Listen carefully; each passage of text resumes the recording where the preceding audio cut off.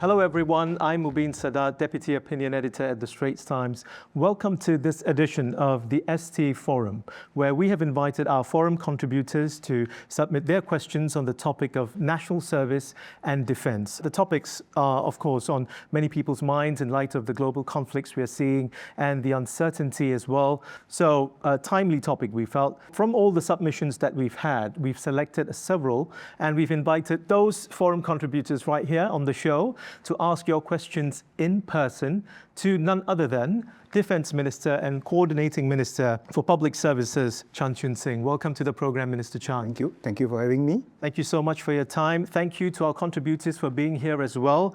Minister, shall we start? Sure, sounds a PSLE oral. PSLE oral, all right. Another contentious subject. All right, so the first category, I think you can guess, AI and technology. And we have three questions on that category from Dr. Desmond Y, Gary Young, and Jessery Kwok. So we'll get started with the first question on the ST Forum from Dr. Desmond Y. Dr. Y is, of course, one of our prolific forum contributors on healthcare issues. Please take it away. Yeah, thank you, Minister Chan. My question is, our birth rate is dropping. But at the same time, we're better and better AI use, especially in warfare. So it's going to be a challenge in the near future, or maybe later on, that our population is dropping so much that you have difficulty finding soldiers. But yet we have AI to help us compensate for that. So I wonder, is MINDEF prepared for the day that may come? And how is the MINDEF going to cope with, are we going to have changed the design? How we use AI to overcome this challenge? Are we going to have a different form of service? And is MINDEF planning to broaden the pool of contributors to national service? And lastly, when do you think the time will come? Okay, a very broad question. I want to get the other question as well on the same topic from Gary Young. He's also one of our forum contributors. Gary, please go ahead. Gary? Yeah, go ahead. Hi, Minister. My question is, with advances in AI, facial recognition, data analytics, information available on social media like LinkedIn, for example, I can easily search for a key SAF profile with that profile picture. I mean, all this can be potentially used to identify and target military personnel, especially the key personnel. So should Singapore review how much online exposure our military personnel have, especially those in sensitive appointments? Thank you for that. I wonder if the minister has his profile on LinkedIn. I try not. Rethinking that now. I try not to. Okay. But it's too late. Just one more question on this topic of AI from Jessery Kwok, a medical student. Okay, Jess. Go ahead, Jess.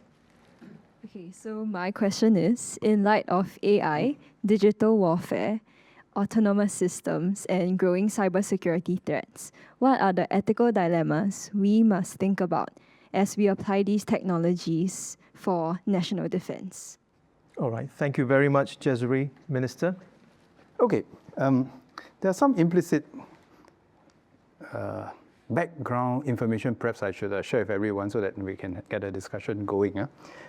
This thing about birth rate manpower, there's one thing that's very unique about the Singapore Armed Forces, and that is we have a conscription armed force. We are not like some other military whereby you run short of men because this year you can't recruit people. As far as the SAF is concerned, we know our manpower projection 18 years ahead of time. And for us, we always remember this. We must cut our coat according to our cloth. If there are so many people out there in 18, 20 years' time, you design your force structure, you design your operations concept, you go and buy the technologies that are required to complete your mission 18 years in advance. So there's no excuse in the last minute and you say, hey, I'm surprised I don't have enough manpower. So that is the first thing. Second thing is that AI is just the latest, perhaps, technology in a long line of technology. And the SAF has never operated on the assumption that we will be able to outnumber others. In fact, leveraging on technology for our finite manpower has always been one of the keystone concepts since 1965. I mean, you think about it. Even if we mobilize the entire Singapore, we will still be smaller than many other countries, right? And increasingly, it's not about the quantity of the manpower that matters, and it's never just been about the quantity of manpower. It's also the quality of the manpower. So whether it's AI or before that, any other machines, any other technology, the question is how do we best adopt technologies that complement our manpower that can meet our mission needs. Now, it's not about just chasing the latest fads, and if people say that, oh, I want to do this AI thing, and then we all go and do AI. But, AI is like some people say, no, if AI is the answer, can we be clear what's the question, right? So what are the real needs that we have?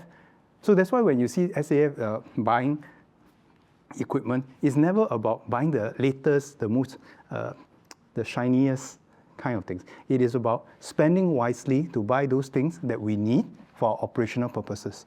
And when we spend, it's also very important that we don't end up just spending what we call paying the upfront price, but we adopt an entire life cycle approach. Nowadays, you have seen how people weaponize the supply chains, right? You don't want to end up buying stuff, and then sometime down the road, you cannot maintain the stuff.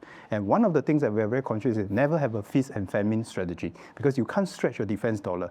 You can't buy helicopters, and the next year you say, oh, I got no time to maintain it, and then I leave it alone. Then when I have time, I come and resuscitate the thing. It doesn't stretch the defense dollar. And it's not about money. It's about the talent. To build up a credible defense force, you need consistent investment in our people.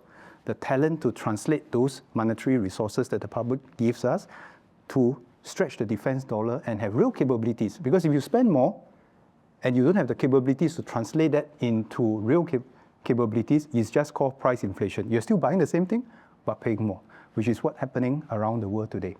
So now, the next thing is, how do we manage the operational security risks? And this actually happens way even before AI.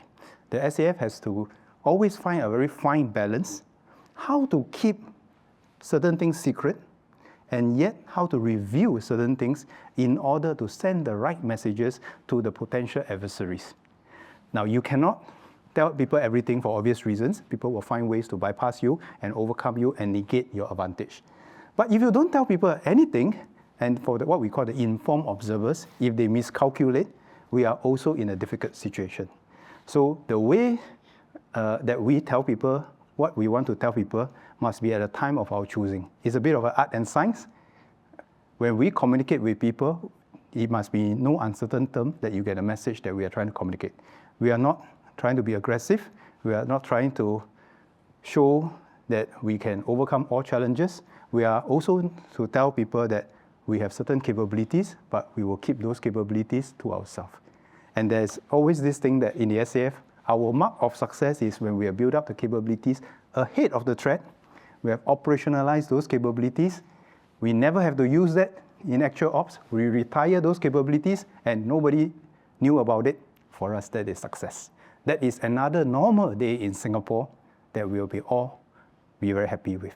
But for every normal day in Singapore is an extraordinary effort behind in order to make all things normal. The best analogy is that swan, floating on the water. The SAF is the lake paddling under the water to make sure that we are okay. And that's our job. We are paid to worry before anybody worries and to rejoice after everybody rejoices. So how to make sure that we communicate this very carefully? That's why you see that we review certain capabilities or slices of certain capabilities at certain intervals at a time where we feel that we need to do so. We will not do it too early. We are not going to do this to show off, but we do this both to reassure ourselves and our people and at the same time tell others what we are capable of. But therein lies the dilemma, and this is something that I will need ideas from you. You don't tell our people enough, our people might lose confidence. You tell our people too much, then you might also get to the other side. How do you find that balance? This is the art and science of defense, deterrence, communications all these years. But I must say that I'm very proud. I've been very thankful of generations of NSF and NS men who have operated on so many classified systems, and today they are still largely classified. Because unlike regular armed forces, where you are working with a select group of people, we have people from all walks of society, and that shows the maturity of our NSF and NS men, and for that, I'm very thankful for that. On the issue of ethical dilemma, it's not just about AI. Actually, even prior to that, in any military operations, you must have what we call the man in the loop. It cannot be so autonomous whereby you just take decisions and you don't know what you're hitting. There are many things that AI can do. They can help us to speed up the process which we interpret information, acquire targets, select the weapon system to get the target effects. All that is part of automation. Some people call it AI, some people, we call it the Excel spreadsheet, but it is how you make decisions better and faster. But what is invariant in all these processes that we design is that you must have what we call the man in the loop, right? So not so much to slow down the process, but you must have put it into your processes that you cannot have what we call the dereliction of duty, where you just pass on this to an algorithm that you do not understand. So that is our operating philosophy. But for me, I will do what I can with the resources that the public have entrusted to MINDEF and SAF to get the best equipment for my soldiers. Because if ever they go into operations, I want my people to have the best chance of success. But ultimately, the best chance of success is not just about the kind of equipment that we have, but it is also the vigilance, the training, and the commitment of our people that makes us stand up. Thank you so much for those answers. But just before we quickly move to the next topic, I just want to extend a little bit on the point about TFR and ask you if the MINDEF, despite all the amazing efforts in terms of how we think so far ahead, doesn't see TFR as an existential problem for national defense? Okay. It is always a challenge because we started in 1965. We never have enough people for all the things that we need to do. So we must always maintain our discipline. But having said that, our society is becoming more diverse. And because of technologies, because of the advancement in warfare, we will also be able to have more opportunities for people to contribute to defense. In the past, we already have this concept called total defense, where people can contribute beyond military defense. But today, even just for military defense, there is scope for us to have many more people to contribute. So I just give some examples. A lot of time people talk about the SAF as if it is only about the 50,000 high readiness corps, the 250,000 NS men. But I'm very sure, including many of you, the seniors here who have served in the SAF, you are part of our NS alumni. I'm sure if anything happens to Singapore, you all will pick up a rifle and fight. And we have 750,000 ex-NS men in Singapore. And beyond that, we have the ladies who form part of the family support structure. Today, for the MINDEF, more than 10% of our regulars are ladies, and it's growing. Going forward, we expect more. Today, we have the SAF Volunteer Corps, where the females, the new citizens, also get a chance to serve. And that's why we also see an opportunity for us to enlarge the number of opportunities for fellow Singaporeans to serve, so long as they clear the security requirement. Now, the other interesting thing is this. Our system doesn't work just on the 2+10, meaning the 2 years of NSF and then the 10 years of NS men. In fact, many of our NS commanders, they come back and contribute beyond 10 years. And I'm sure there are many of you here today, because they come on and lead and guide the junior units.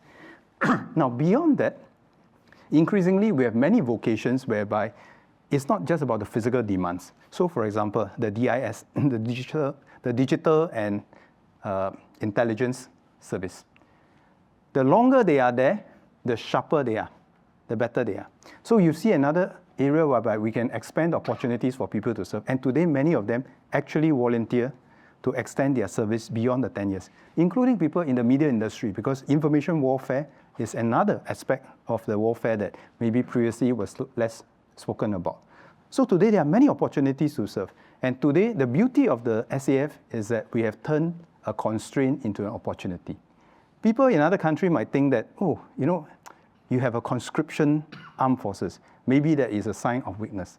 But how do we turn a conscription into a strength? First thing is that now we draw on the talent, and we have always drawn on the talent from across the entire spectrum of society. So our commanders are people who are chosen by their peers to lead. And if you can lead in the SAF, it says something about you because your peers have chosen you. The other thing is that we have the best ideas from across the entire spectrum of society. And I have many stories whereby the best ideas comes from our NSF and NS men. Take the flying of the drones. We were one of the first people to fly the drones without all these complicated joysticks. Our first module was from a PlayStation. Where did the idea come from? It came from some pre-enlistees from a polytechnic who was going into the SAF and said that, why can't we design the control stations for the drones using the PlayStation? And you see the quality of these ideas come from our NSF and NSmen, and that's what makes the SAF strong. Thank you, Minister, for the answers. We'll jump right to the next topic, which is on defense spending. And we have two questions under this topic from Thiagaraju and Lim Chong Leong. Thiaga will ask the first question. He is, of course, one of our regular forum contributors on sports. Can we get a microphone to Thiagaraju, please? Go ahead, Thiaga. Okay, good evening, Minister Chan. Okay, my question is, with Singapore facing an aging population, declining birth rates, and growing healthcare and social needs, how does the government determine the appropriate balance between defense, spending, and other national priorities? What circumstances would warrant recalibrating the balance in the future? Okay. Thank you so much for your question. The second question on the same topic comes from Mr. Lim Chong Leong. Could we get the microphone to him? He is, of course, a retired psychologist, another one of our forum contributors. Go ahead. Hello, Mr. Chan. My question is rather general, but at the same time quite direct to you. The question basically is that the SAF has been sending our soldiers overseas for training for the last 5 decades. Right. My concern here is that they are undergoing training in a different environment, different culture, and also different kind of circumstances. But at the end of the day, they have to come back to Singapore to defend Singapore. It's a totally different environment. So in that sense, is it relevant? Is it still achieving the purpose, the objective?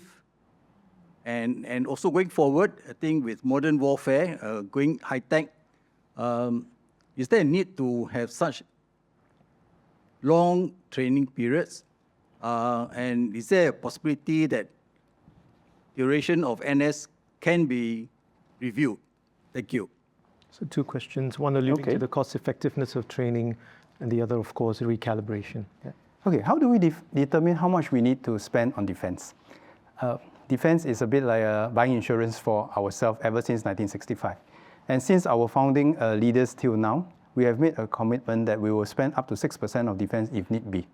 We have never reached that in recent years, but that is as high as we can go. Recent years, we have always spent 3+%. But our commitment is not just how much we spend on defense. Like what I said just now, the most important thing is to spend consistently, because there's no point trying to splurge on defense when you don't have the capacity to convert it into real capabilities.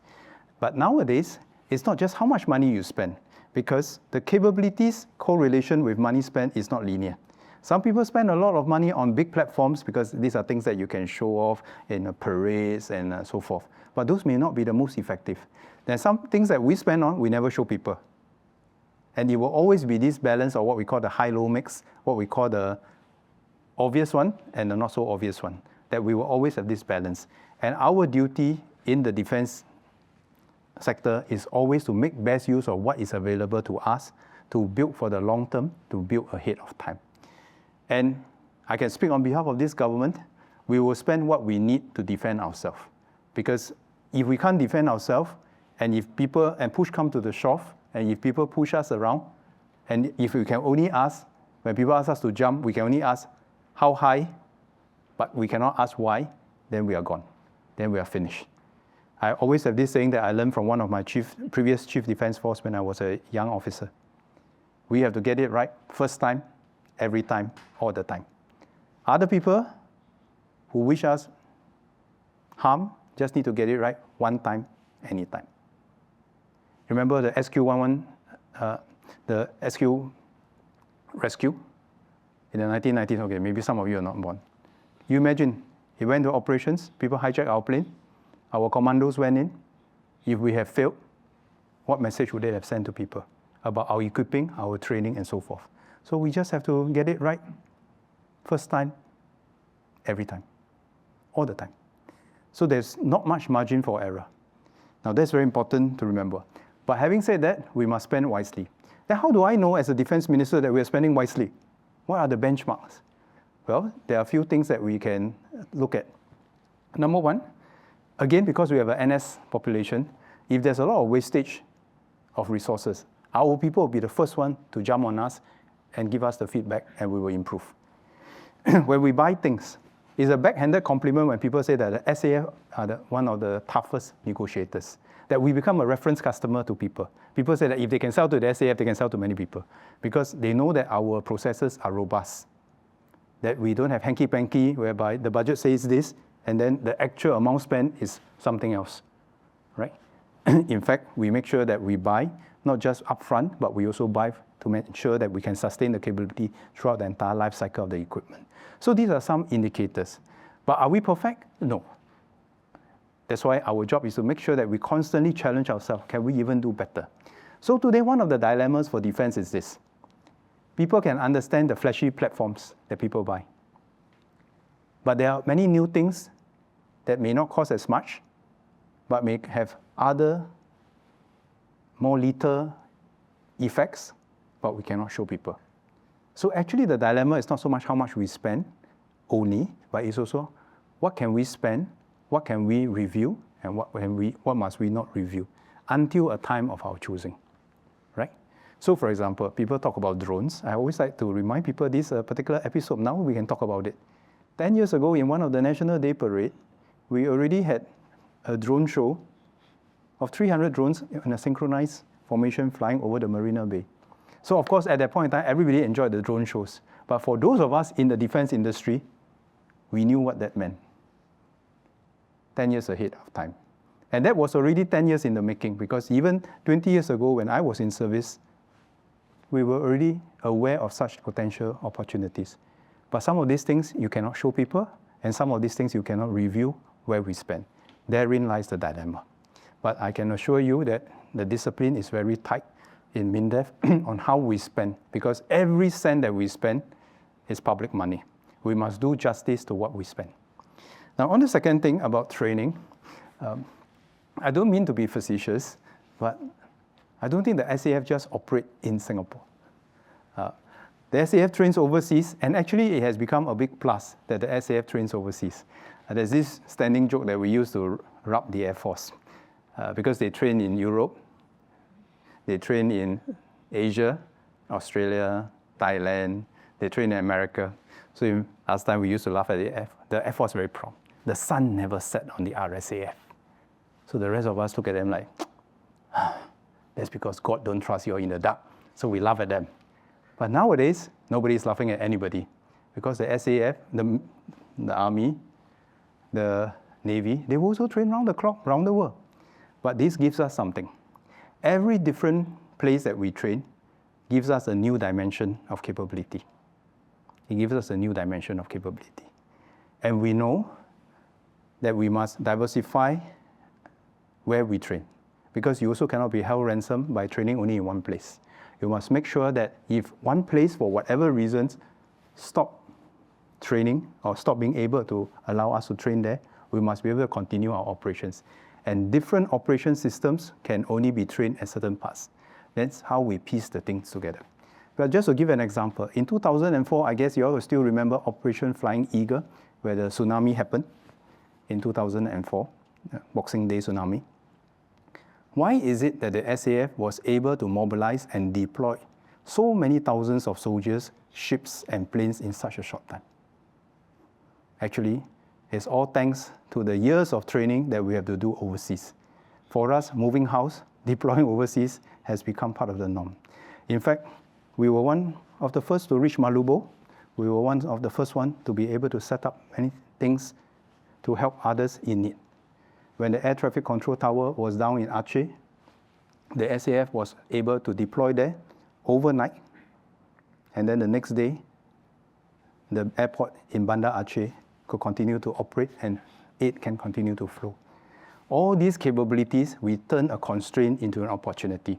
The fact that our people train overseas from the US to Australia to Germany and elsewhere requires a lot of logistic support and capabilities.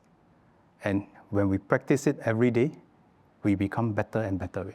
We are very thankful for all the defense partners that we have that allow us to train in their countries for different parts of our training. But because of that, I think the SAF has become stronger. And I think we'll continue to want to do that. Now, if you break it down, today, when you talk about the DIS, the Digital and Intelligence Service, there is no geography. They train with partners from Europe to America to Asia, everywhere. You talk about the Air Force, they train in Europe, they train in Asia, they train in the US. You talk about the Navy, they sail not just in this part of the world, they sail to faraway places to stretch their system, to train, hone their capabilities. Right? You talk about the Army, today we train in Germany, Australia, Thailand, the US, and Brunei, and many other places. And because of that, every place gives us a new dimension of capabilities. And we never make the assumption that we will only operate in Singapore. Can I, Minister, just get your quick thoughts on one particular point about defense spending? You mentioned how countries have weaponized supply chains. In the last few years, how has that factored into MINDEF's defense spending in terms of how we are navigating this? Yeah. When I was in the service, we always remember 3 R's. When I became defense minister, we have 4 R's. The 4 R's that we always remember is how to be ready, relevant, resilient, and respected. Respected is an outcome if you get the first 3 R's correct. Resilience is a very important thing for us. Resilient means that you can continue to operate your systems, you can continue to operate even if there's a disruption to your supply chains, if there's a disruption to the way or constraint to the way that you used to operate. So this requires a lot of discipline, planning, and training. How do we make sure that our operations are not disrupted? Stockpiling things that we need to buy from other people, diversifying the supply chains that we rely on other people, having our own domestic capabilities to build up capabilities ahead of time. Then we know that we cannot be held ransom.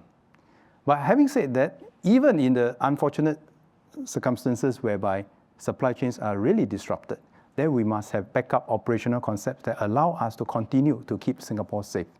And those require years of planning, years of training. You can't start scrambling only when things get disrupted.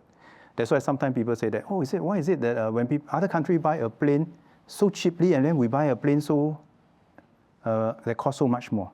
That's because there are many ways to buy a plane. You can buy a plane empty, skeletal, or you can buy a plane with the complete radar system, the munitions, the spare parts.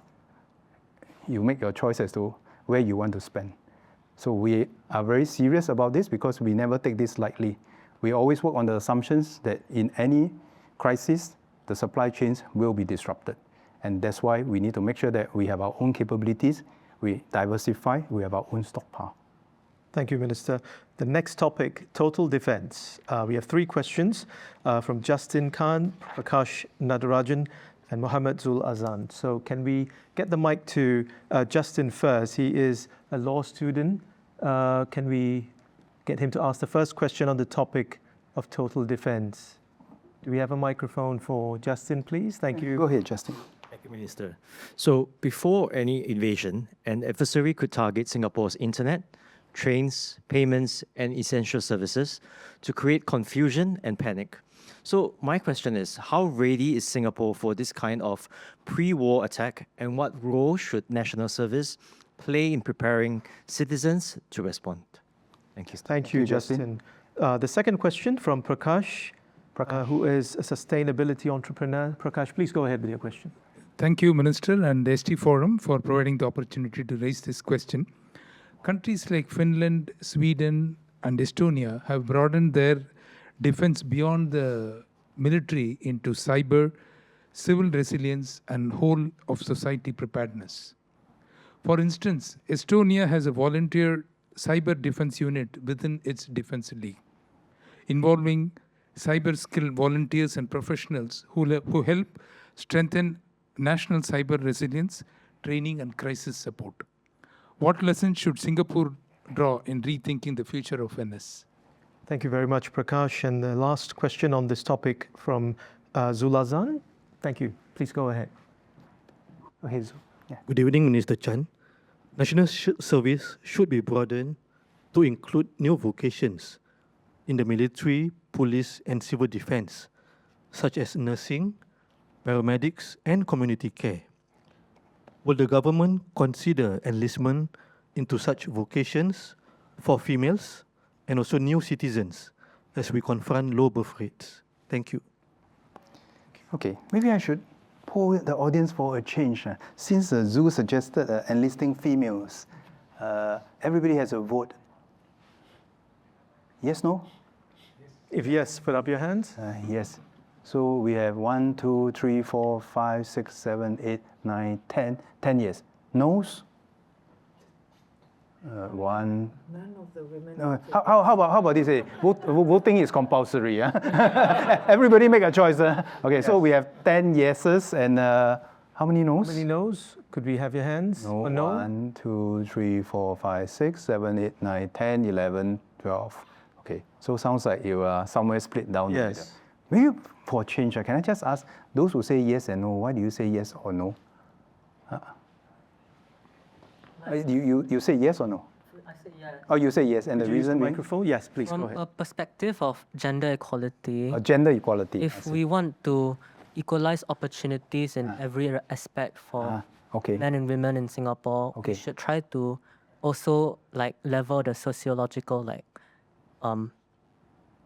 standpoint, because we tend to view NS as taking away time from our lives, but then in my opinion it's actually quite beneficial, and we are preventing women from accessing this kind of beneficial point of like Okay. a bit of a So gap it's year. the equal opportunity, equal pain theorem.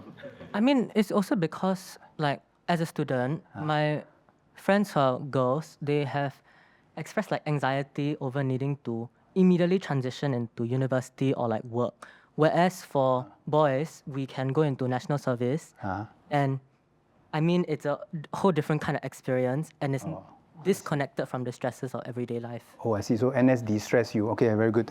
Okay, how about those who say, you say yes, right? So let's hear from someone who say no. Anyone who put up your hands to say who no are the earlier? no's? Anyone who would like to explain your no? Yeah. All the women here said or voted no. Oh, really? All the women say no? Ms. Shami, please go ahead with your point about women in national service. Thank you. I strongly feel that a girl should go for national service, maybe just 6 months and just nursing or first aid, because all the nurses who are right now here, most of them are foreign nurses. So if there's a crisis or a war, they will all go back to their country. Then who will tend to the sick and the wounded? And also, I think girls should play a part in giving something back to Singapore, like the boys are doing. It'll really do them good, because I can see the life now that the girls lead, and the life they had is so different. It's more like fun. Of course, they work hard also, many of them, but otherwise, shopping centers, there's so many, all the time shopping and eating, And so I think parents will agree, because I'm sure it'll really do them good to take some training and give some support. Okay. And they also, because they also want equal rights, right? I hear everybody saying we want equal rights. So if equal rights, then you must do something also for society. Thank you, Ms. Shami. Thank you so much, Minister, please. Okay, so we'll take the first three. We take the three questions together. So indeed, actually, we came up with this concept of total defense many years ago. We added a new pillar, the sixth pillar, on cyber and digital more recently. But indeed, for us, I always have this saying, in Singapore, if ever we get into operations, if there's a war, there's a conflict, there's no front line, back line, we are all on the line. We are all on the same line. And all of us must play a part in different ways. It doesn't mean that everybody will do the same thing, but we believe that everybody can do something and everybody should do something. So, now having said that, that's why we constantly look at countries in Scandinavia, in other parts of the world, to see what's their experience like. Now, maintaining conscription is not easy, because if you want to do conscription, it must be universal. You cannot have conscription whereby you excuse this person and that person, and then you have a lot of suspicions about why you got excused. Because one of the things that we learn when you talk about the other countries is this: if your conscription is not universal, and if your conscription ever give rise to any suggestion that there's some favoritism as to who get enlisted, who get deferred, who gets to enlist at the time of their choosing, the conscription system will collapse. It must be fair, it must be universal, and it must serve an operational need. And the last one I must emphasize. Actually, in our constitution, it says all able-bodied Singaporeans can be enlisted. It is a policy decision that we have enlisted the male since 1967. Now, what does this mean? It means the following things. We are very conscious, again learning from the other military experiences, never enlist people for the wrong reasons.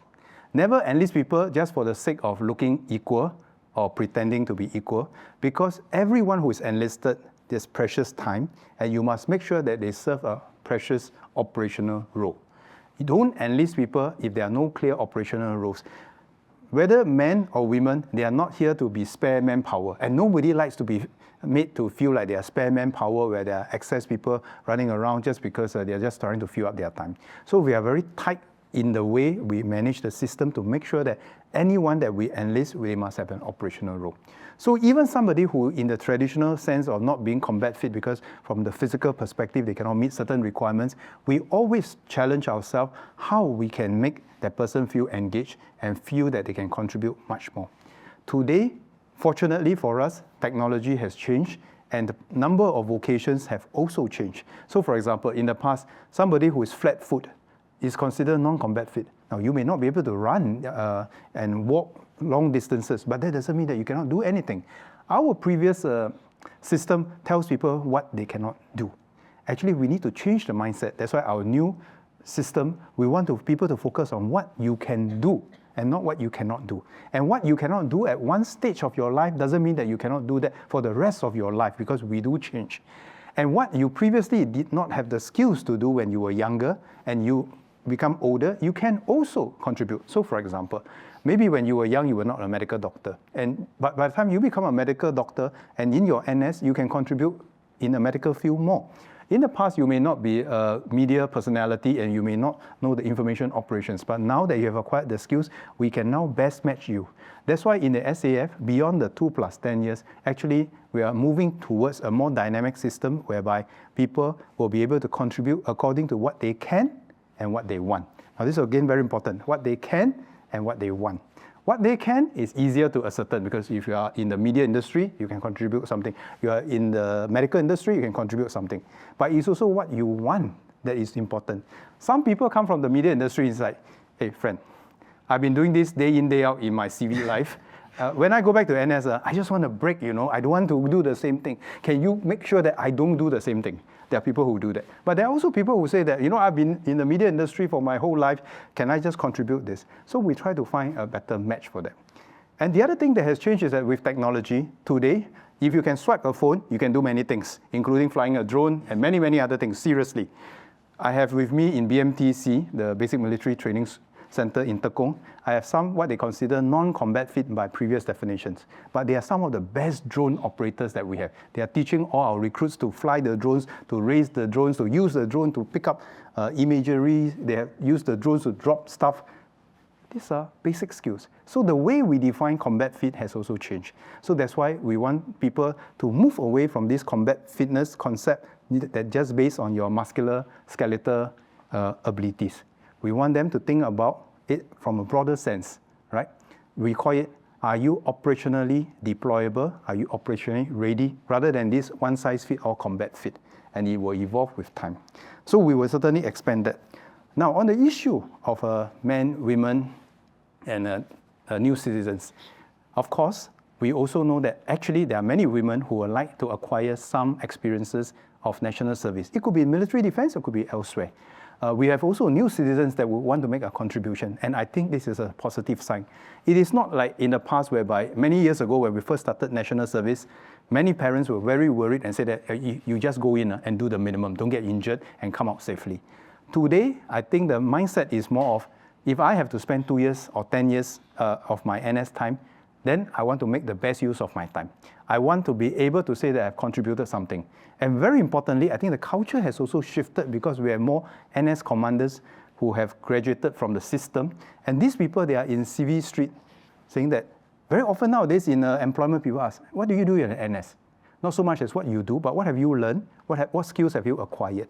And I think it's a positive sign. And it will be very difficult for someone to say that, oh, I went to the NS, I promised myself to do the least. Then the employer will look at you like, okay, there's one particular attitude. But I think people want to be proud of what they do. And it's regardless of rank. There are private soldiers, there are corporals who will volunteer, and some of them will even extend their service when it comes to critical missions. And we have those many examples and growing number of them. That is a good testimony of the kind of culture that we have in our society, where every able-bodied person who wants to and can do something, want to do something. So what are we doing?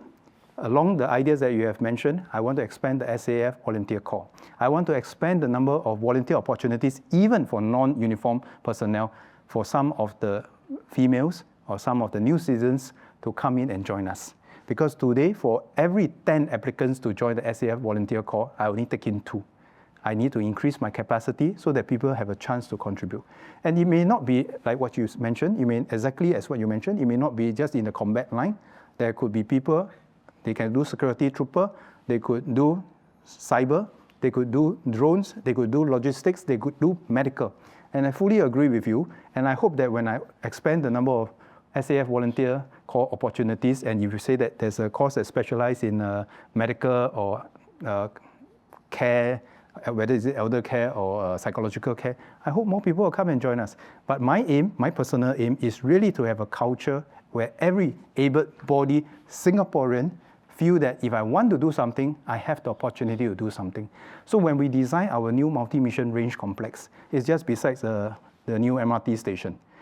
You go inside down there, if you are security cleared, you want to maintain your currency, whether you are ex-NS man, whether you are a person with the SAF volunteer corps, or maybe in time, somebody just a Singaporean security cleared, and you want to do something like that to keep your currency, why not? And that, to me, is the most powerful deterrent message, because when somebody wants to do bad things to us, they know that they are not just dealing with the SAF, they are dealing with the whole of nation. And that, to us, is very important. So I'm going to make available more opportunities for people to contribute according to their different abilities. And I think we will have people responding, even if we cannot change the rule overnight to say that everybody must serve. And sometimes, one of the most powerful things is this. When people volunteer their time, rather than to say that you serve, it's mandatory to do so, they do it even with more gusto. And I have seen many of the SAF volunteer corps, including new citizens, females, that have gone over and beyond their call of duty, just like the NS men and NSF that we have. Thank you so much for the questions. We want to get to the next topic as quickly as we can, because we've got still quite a number of questions we'd like to get through. So the next topic is social cohesion, and we have 3 questions on this topic. Shamim Maldina, Irwan Jamil, and Lakshmanan. So the 3 of you will ask questions on this. We'll start with Ms. Shamim with your question. Could we get a mic to her, please? Thank you. I'm concerned about the growing spread of misinformation. In a crisis of conflict, misinformation can be as damaging as a physical attack because it can weaken social cohesion and public confidence. How does Singapore plan to equip national service personnel and the wider population with the skills to identify, verify, and respond to misinformation? Thank you, Ms. Shamim. The second question on the same topic, Irwan. Yes, please go ahead. Okay, good evening, Minister. Decades ago, Singapore discontinued with this subject called religious knowledge. Okay, so you talk about fast forward to today's time. In this time and age, you talk about the youngsters. They learn about religions through various platforms. For example, influences, the social media, and also AI-generated content. But in doing so, there are security implications that can affect our social cohesion. So do you think that there is a case of us revisiting, of reintroducing some structured religious education in our schools? Thank you. Thank you very much for the question. The last one on this topic, Lakshmanan, please. Thank you. So we've been talking about conscripting females and so on. So on that line, my question is, how do we make each generation see national service as a commitment that is worth carrying forward? And how can Singapore ensure that future generations will also continue to do so? Thank you very much for your questions. Minister, all yours. Okay, so what you have pointed out is very right. Throughout history, we always say, if you can win without fighting, that is the highest level. And how do people aim to win without fighting? And that is by destroying other people internally, which is to cause divisions, to cause people to break up. Because once you lose your unity, you are fighting amongst yourself and people don't have to fight us. And that is something that we never take for granted, this unity and cohesion that we have today. It's always a work in progress because we all come from different backgrounds. We have different beliefs, different religions, different backgrounds, and all that kind of things. And all these are potential fault lines that people can exploit. So what do we need to do is an evergreen effort for us to keep inculcating in our young that we need to understand our own interests as fellow Singaporeans, really regardless of race, language, religion, regardless of the background or where you have come from. We will never be a country that is united by a common history, but we can be a country that is always united by a common future, a sense of shared values. And that is my vision and what I believe that we must do for Singapore. So in the world of overload, in the world where the world is overloading with information, when I was in MOE, I always say this. It's not so much about transmission of knowledge that is most important now. That the computers can help us do, that the internet can help us do. But how do we equip our people with these 3 Ds? The ability to distill, discern, and discover. And this is my mantra since MOE day. Distill because there's so much information. How do you make sense of what is real, what is false, what is true, what is fake, what is correct? And then that is to distill. But the second one is even more important, how to discern. Right? The computer will not tell you what is right and wrong. And that goes into the value system of what we hold dear to ourselves. What is right in some other societies may not right by us. For example, some societies believe that it's okay for people to take drugs. Our society doesn't believe in that, but that's our belief. How do we help our people to distill, then to discern? The discovery part is a different one, which is about creating new value propositions for ourselves as a society, as a country. But this is ongoing work. And today, in a very strange way, a lot of people outside our country would like Singaporeans to agree with them. Now that itself is a backhanded compliment that people at least bother with what we think. But because people will bother with what we think, they are also trying to shape what we think. So they will tell us all kinds of things that we read. And in Singapore, we are such an open and connected society. There's no, if you like, geographical buffer. There's no time delay in the way the information reaches us. Anything that's written in English, Chinese, Arabic, or many other languages, they come straight into our information space. And when our people get pulled in different directions, how do we maintain that sense of unity? No, a simple thing like when people start asking, should we be pro-country A or should we be pro-country B? That's already the wrong question to ask. We should ask ourselves, what is Singapore's interest?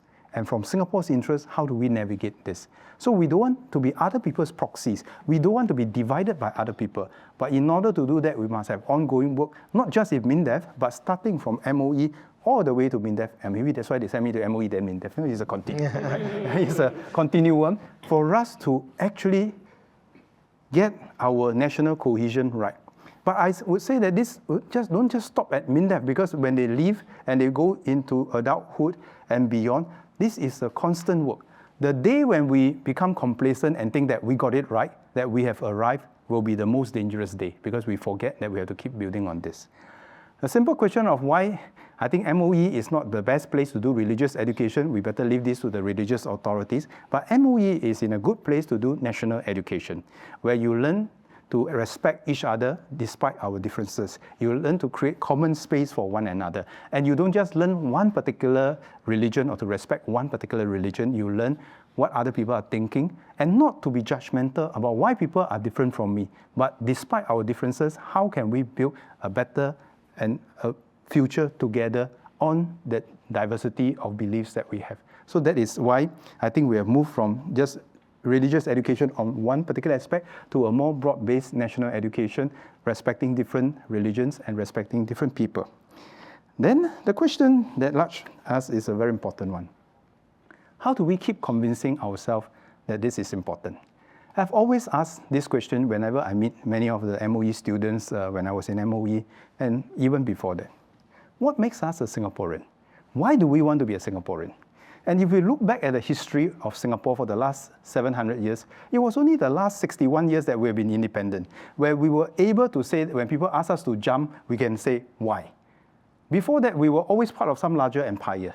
But to be independent is not easy. It can be tiring. We have to take care of our economic development. We have to take care of our defense. We have to take care of our social cohesion. We have to take care of building a system that our fellow Singaporeans can be proud of and want to be part of it. Today, Singapore is relatively successful. It's easy for many people to say that I want to be a Singaporean. But I've always said this, it's not just being a Singaporean when times are good. Then we are just Singaporeans out of convenience. But to be a real Singaporean, you must be out of conviction, regardless of race, language, religion, regardless of our background. That even when the chips are down, we will say, I will be here in spite of. Now, how do we get that to be done? It's never easy. In the last 61 years, our economic success has bought us time. We were relatively successful, and today there's no shortage of people who want to be Singaporeans. But we always have to remind ourselves this very question. If tomorrow's things don't go as well, will our younger generation say that I will stay here and rebuild this place even if it goes down into the water? We will rebuild this place, and that is what I think will define us as fellow Singaporeans. And for us in MINDEF, we will want to make sure that our people have the means to be Singaporean, but as a country, we must make sure that our people have the will to want to be called Singaporeans, because it's not easy. But the price of all this, the goal of all this, is that we get to determine our future. And that is something that I think goes beyond the SAF. It is about our whole of nation's effort to get this message across.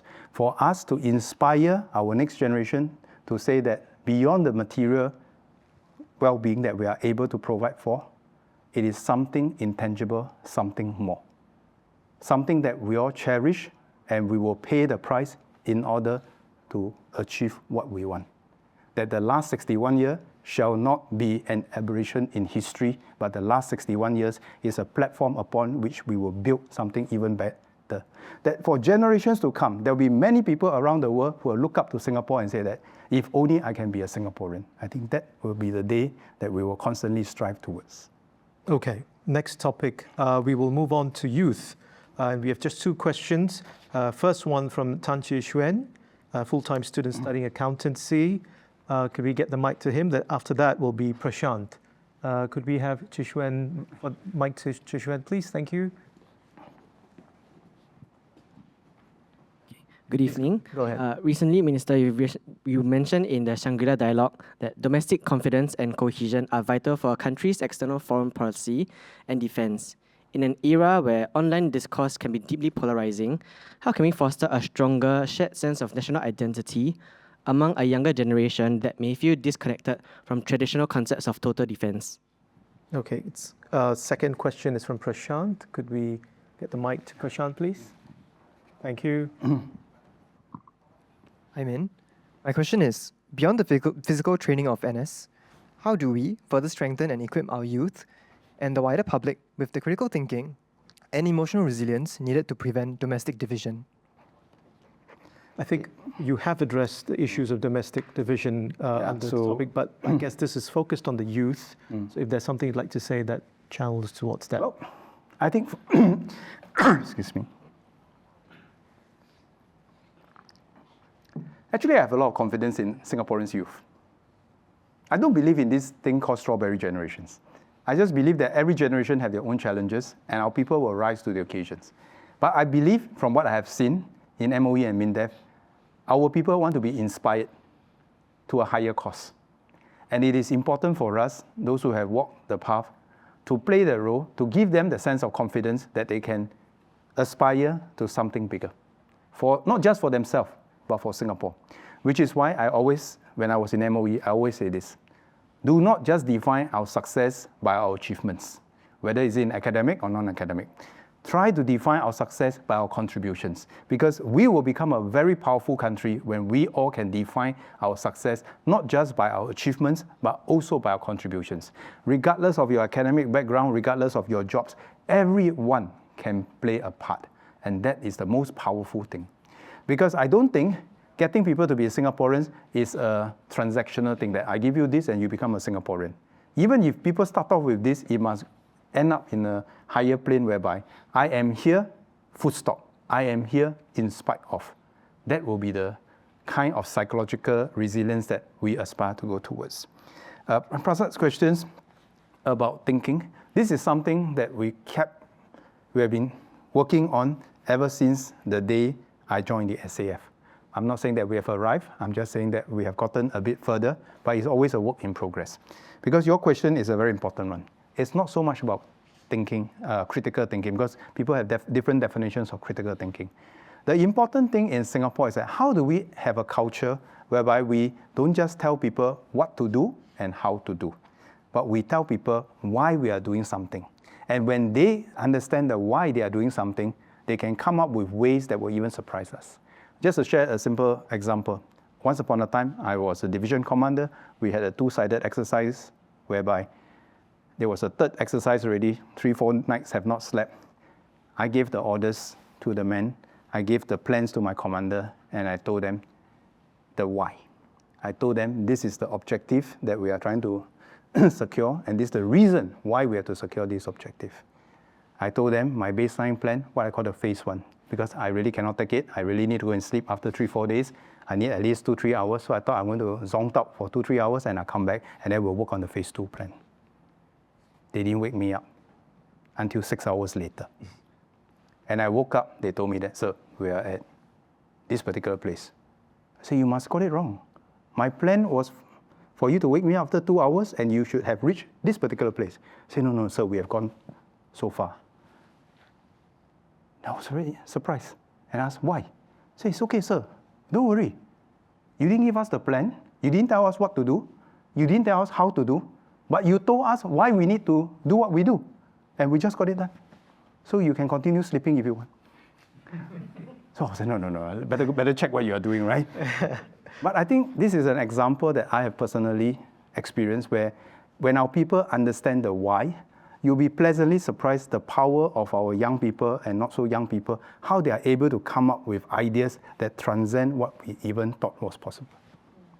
Great, thank you so much for those questions.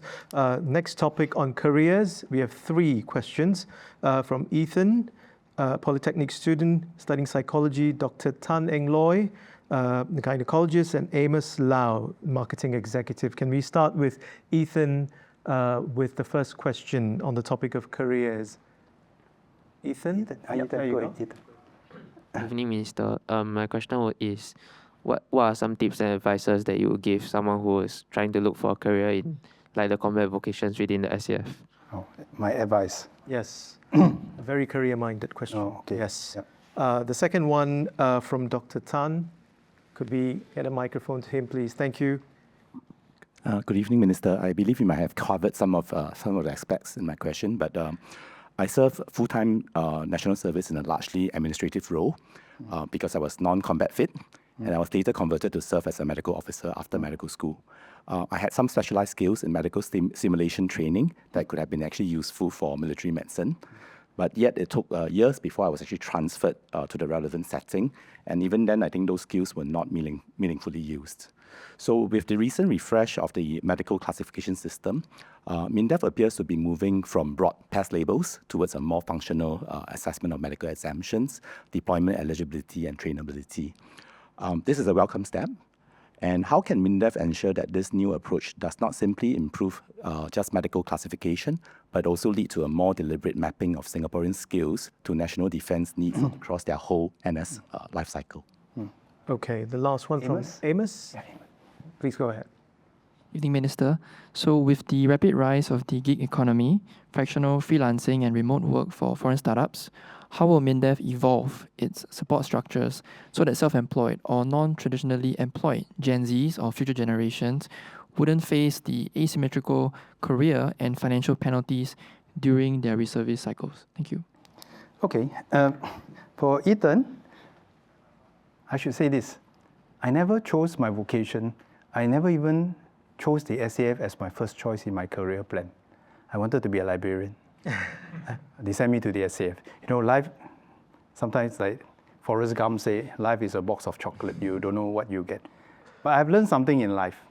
You try to do what you love at the beginning. But as you go along, you must love what you do. Because what we get out from something is also what we put in, right? And I think that is the simplest advice I can give to everyone, because from my own journey, I did not always get to do what I wanted to do. Maybe because of my family background, maybe because of circumstances, but whatever it is, we make the best of what we can. And there's always something that we can get out of it, depending on how much we put into it. To Dr. Tan's question, that's exactly our dissatisfaction with the old system. And that is why we want to make sure that we have a dynamic system whereby we can update our repository of skills and deploy them most meaningfully. It may still not be a 100% match, but every percentage point nearer that is something that we will strive for, and we'll keep doing this. But it's a combination of, like what I say, what you are able and what you're willing. But what you're able and what you are willing may be a bit different depending on different people.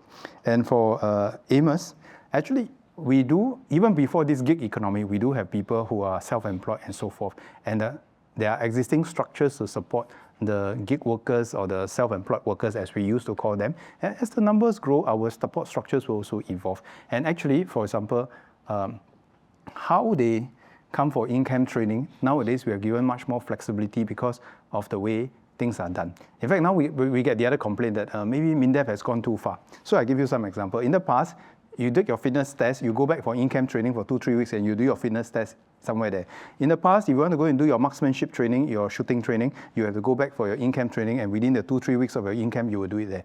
Nowadays, we say own time, own target. You book a time, you go and do your fitness training, and it doesn't even need to go within the 2-3 weeks. Some people love it because they can plan their time accordingly. Some people it's like, hey, hello, last time it was only during these 3 weeks I have to worry about my fitness training. Now you ask me to do own time, own target, then it imposes on me. So different strokes for different folks, right? Now shooting with the multi-mission range complex, last time you must go in as a unit. If you have to do day shoot, you must go there at 5 o'clock to get ready for the day shoot by 7 o'clock. You want to do night shoot, you must make sure you can't start before 8 o'clock and can only complete after midnight. Nowadays, you go to the multi-mission range complex, within a few hours, you finish both your day and night shoot because they just switch off the lights for you to keep shooting. Whatever targets you want, you get it done. So I think we're constantly trying to improve our system to facilitate the currency training of our people. But at the end of the day, the most important thing is that our people want to do it, and they want to do it right, and that gives us confidence. And it takes us a lot of people are very surprised and by our initiative to allow our NS men to take their physical training on their own, to take their marksmanship training on their own, because it shows a certain discipline, self-motivated to go and get things done, rather than have someone to keep going after you. And I think it's a powerful culture that we have. All right, Minister, the next topic we have is on inclusivity, and we have two questions, one from Karine Lim, and another from Hannah Al-Haddad. So we'll start with Karine, who is a COO at a healthcare company, with your question first. Go ahead, Karine. Hello, Minister. Yes. So as a mother of 3 boys, including one with autism, I often wonder what national service and national contribution will look like for him. As warfare becomes increasingly dependent on AI, cyber capabilities, how is Singapore rethinking the role that neurodiverse individuals can play in defending the nation? Okay. All right, thank you. And the second question from Hannah Al-Haddad. Can we have your, Hannah, please, your question? Good evening. I want to say I too believe that this generation, the young generations, are not the strawberry generation, and they are looking to be inspired.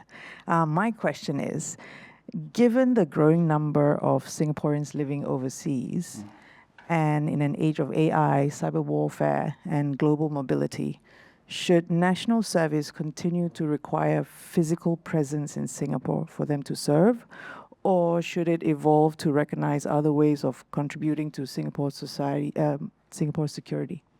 Thank you. Inclusivity from different dimensions. Very quick answer. Corinne, your question goes back to exactly what we say. Because warfare has changed, the number of opportunities that and the type of opportunities that we have for different people with different skill sets have just expanded. And we just have a very simple rule. Anybody whom we enlist will be able to execute their duties safely for themselves, safely for the team. And that is our responsibility, because our responsibility is to everyone who serves. And if somebody has some skills that they can be deployed safely for themselves and safely with the team, then we will look at it. For Hannah's question, if people are overseas, I think even if they live overseas, we would like them to come back and serve together for a certain time. And that's because I think in the military, when it comes to the crunch, there is something that is very unique, very precious that we all treasure. And that is the camaraderie, the sense of being able to work together. I think despite all this work from home and all this remote working, I think there are certain things about human nature that doesn't change. If I know Mubin and he's my buddy, and we have been fighting and operating together, come hell and high water, we'll be together. But if I know him as an avatar, not very sure, right? So I think, today there are many people who go overseas, and we have accommodations for people to continue to serve at a time when they're overseas to come back at different times. There are, in fact, more options now compared to the past, and this will continue to evolve. But I think there's a certain basic level where not everything can be done virtually or remotely. All right, thank you so much. We will go to the last topic because of the time as a factor. So the two questions we have on this topic, which we are calling difficult decisions, first question from Mr. Goh Ee Kiet, and the second from Set Sint. So the first question from, can we get the microphone to Mr. Goh? And he's, of course, a real estate investor who's also part of Singapore's first Mount Everest team. Thank you. Go ahead, Ikit. Good evening, Minister and everyone. I've always wondered where would Singapore stand if a war breaks out in the South China Sea, maybe involving Taiwan and two superpowers. In short, who will we offer our neighbor bases? And the idea is not so far-fetched because Greenland could don the American flag, and we have to think of our own defense in this kind of scenarios. Okay, the second question. Sint, yes, that's a microphone for you. Yes. Please go ahead. Yeah. Yes, so this is my question. What is one difficult decision you make today to strengthen Singapore's long-term security, even if it would likely to be met with resistance or unpopularity in the short term? So that's literally a difficult decision, right? So here we go. It's okay. Every decision is difficult. The only easy decision was the one I took yesterday. Okay, jokes aside. Ikit's question, very serious question. Actually, the first order of question that we have to ask ourselves is always this: what is Singapore's interest? And there must always be a context to what we do and why we do what we do. So it cannot be hypothetical, and we should not go around and get ourselves into hypothetical situations, because that might also let people read the wrong things. But I can guarantee you what are some of the things that we will do. And this is not waiting for conflict to happen, whether in South China Sea or anywhere else. The first thing that we always do is be very clear-eyed about what's Singapore's interest. What do we have to do to secure Singapore's national interest? Number two, what do we have to do to understand those bigger forces that's shifting in the global geopolitical dynamics? And ask ourselves, when everybody is pushing and jostling, where can we get caught? How can we not get caught? If we don't want to be caught, then we must have some real capabilities where people don't see it in their interest to push us around. And that is hard work. That is why I always say that when we build up our defense ecosystem, you must build up two things. The ability to have deterrence with real capabilities and the ability to have diplomacy with a very clear-eye understanding of what people are thinking about. So whether is it the Shangri-La dialogue or any of the bilateral or multilateral forums that we spend time and effort engaging the partners, it's not about going there to have coffee or tea. It is about going there to deeply understand what people are thinking about. And some of these things require time. Has the thinking shifted? Very subtly. And if you detect shifts, then we have to ask ourselves, what's our response ahead of time? You cannot wait for people to have shifted, then we respond. When people start shifting, we have to keep recalculating what's in our best interest. And the second thing is that then we need to understand, if we want to partner others, the question is not whether we want to partner others. The real question is whether people want to partner us. And nobody would like to play with us and partner us unless we have real capabilities. Whether is it in the defense technology field, whether is it the Army, Air Force, Navy, or DIS, nobody will want to exercise with Singapore for the fun of it. They will only want to spend their time and resources if they believe that we have a credible armed force that can value add to the relationship. And if we do all this well, we hope not to have to answer that question. But if we have to answer that question, despite all this, despite what is beyond our control, we will certainly answer those questions when the time comes in the best interest of our country, and it will be contextual. Now, what's the most difficult decisions? It's a very interesting question. I've never really thought about the most difficult decisions because every decision can be difficult. But every decision can also be very easy because it depends on what's our starting point. Actually, decisions are never difficult if we start from the premise of what is it best for Singapore, what is it best for Singaporeans. I think sometimes people get into this situation where they think the decision is difficult because it may impact themselves, their own interests. But once you are able to separate your own personal interests, set that aside and always focus on the larger picture of what's good, what's important, what's necessary for the country and our people, actually things will become easier. And that is always our guiding principle. Never end up putting our personal interests ahead of the country, ahead of the force. Then we will get into a very complicated situation. Because no matter how hard the decision is, so long as we have the conviction that this is good for the country, even if we have to pay the price in the short term, we will go for it. You look at the spirit of what we have today. 1965, 67, we started national service. Was it a difficult decision? Yes. Why did our forefathers do that?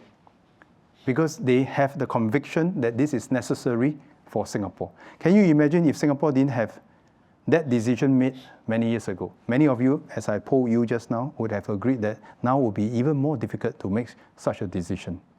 But every generation will have to make those difficult decisions so that the future generations do not have to suffer the consequences of those decisions not being made. But this is easy to say, not easy to do, because in the world of politics today, a lot of countries are caught up in the short term and they are looking at a shorter and shorter term cycle. There was a real story. George Yeo went for a multilateral meeting overseas. Then he talked about 5-year plan, 10-year plan. And people turned around and asked him, why are you so confident or so arrogant that you are talking about 5-year plan, 10-year plan as if you will still be around? But our point is that if we don't have such long-term perspective, don't have such long-term plans, we will certainly not be around. But we're going to give it our best shot by making all the decisions that are necessary, not just for this generation, but for the next generation. If we have to tighten our belt to acquire capabilities ahead of time, we'll tighten our belt to acquire capabilities ahead of time. If we have to make difficult decisions to, as you are suggested, review how we do national service, we will have to do it. Because our responsibility is not just to this generation, our responsibility is to the future generations as well. Although you can say practically, the future generation, they are not here to vote for you yet, so why do you bother? But if everybody thinks like that, then we are not responsible leaders. Then we are really politicians and not political leaders. And long may it be that I hope that we have good political leaders in Singapore, not good politicians in Singapore per se. Because we don't want people who just want to make short-term decisions and do the easy things, but leave the tough things behind. And in today's world, there's no shortage of examples where people have left the tough decisions, whether it's infrastructure, is it the way they run their finances, and the subsequent generations are suffering from this. We want to distinguish ourselves as fellow Singaporeans as a place where people look forward to partnering us because we do the right things no matter how tough it is. But in the government, frankly speaking, it's not a joke. There's never an easy day. The only easy day was yesterday. But we are prepared to give it our best shot so that the miracle for the last 61 years will not just be a flash in the pan. I hope, and I'm not stressing you, I hope you will be the generation that will organize NDP 100 2065.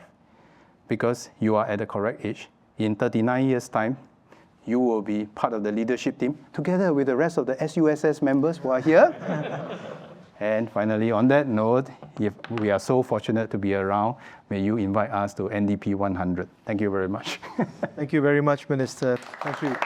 Thank you to all of you. I think, Thanks, Mubin. appreciate Thank you so your much. time. Thank you so much. Thank you all so much for coming.